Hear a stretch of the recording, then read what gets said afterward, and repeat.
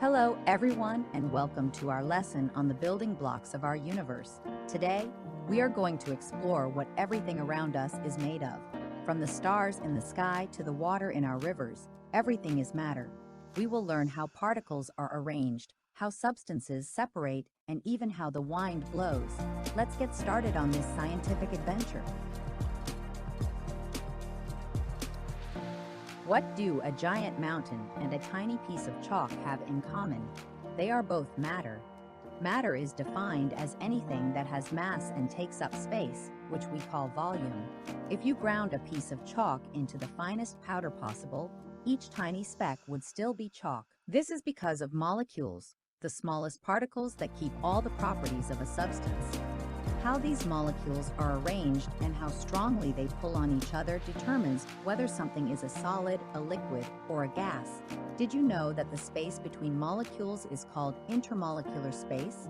In solids, this space is so tiny you can't even see it. Let's look at solids like your desk or a book. In a solid, molecules are packed so tightly that they can barely move. This strong attraction gives solids a definite shape and volume. Some solids are extra special and form crystals. Crystals, like sugar or copper sulfate, have molecules arranged in beautiful, repeating geometric patterns. You can even grow your own sugar crystals at home using a saturated solution and a bit of string.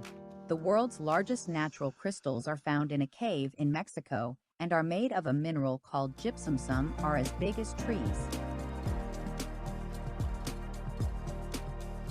Now, let us talk about things that flow. In a liquid, molecules are less tightly packed than in solids, allowing them to slide past each other. This is why water doesn't have a fixed shape, but does have a fixed volume. Gases are even wilder. Gas molecules have almost no attraction to each other and fly around everywhere. They fill up whatever space is available, whether it's a small balloon or an entire room. Because they have so much space between them, gases don't have a fixed shape or volume. Liquids always flow from a higher level to a lower level because of gravity. Have you ever made lemonade? Then you've made a solution. A solution forms when a solute, like sugar, dissolves completely into a solvent, like water. While water is known as the universal solvent because it dissolves so many things, other liquids like turpentine or petrol can act as solvents too. Remember, if a substance can dissolve, we call it soluble. If it can't, like sand in water, it's insoluble. Water is called the universal solvent because it can dissolve more substances than any other liquid on Earth. Sometimes we need to separate mixtures. To get salt back from water, we use evaporation. If we want to keep the water too, we use distillation, which involves boiling and then cooling the steam. For messy mixtures like sand and water, we can use sedimentation where sand settles at the bottom and then decant the clear water. Filtration is even better. It uses a filter paper to catch the residue while the filtrate passes through, just like a tea strainer catches tea leaves. Distilled water is so pure that it's the only type of water scientists use for sensitive laboratory experiments. Air is a silent mixture of gases all around us. It is mostly nitrogen, which plants need for growth, and oxygen, which we need to breathe and for fire to burn. Even though you can't see it, air is matter. It has mass and takes up space. We can prove air expands when heated. If you put a balloon over a bottle and heat the bottle, the air inside gets excited, spreads out, and inflates the balloon. As air warms up, it also becomes lighter and rises. Fire cannot burn without oxygen. If you cover a burning candle with a glass, it will go out once the oxygen is used up.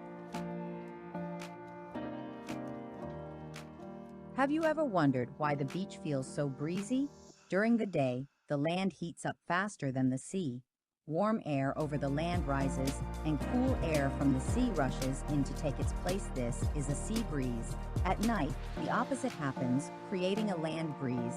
This same principle is why we have ventilators near the ceiling of our rooms. Since warm air rises, it moves out through the ventilators, allowing fresh, cool air to circulate.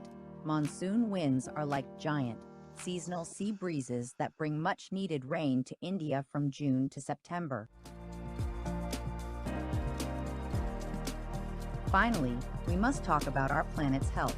Burning fuels increases carbon dioxide in the air, which traps heat like a blanket, causing global warming.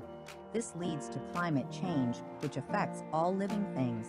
But by understanding matter and moving toward clean energy, like hydropower, we can protect our world. We've learned today that matter is everywhere molecules define its state, and air is a powerful force that moves our environment. Keep exploring and stay curious about the world around you. India has pledged to reach net zero emissions by 2070, meaning we will stop adding greenhouse gases to the atmosphere. That concludes our presentation on the forms of matter. I hope you now see the world a little differently, knowing that everything is made of tiny molecules in motion. Don't forget to review the separation methods and the properties of air for your upcoming exercises. See you in the next lesson.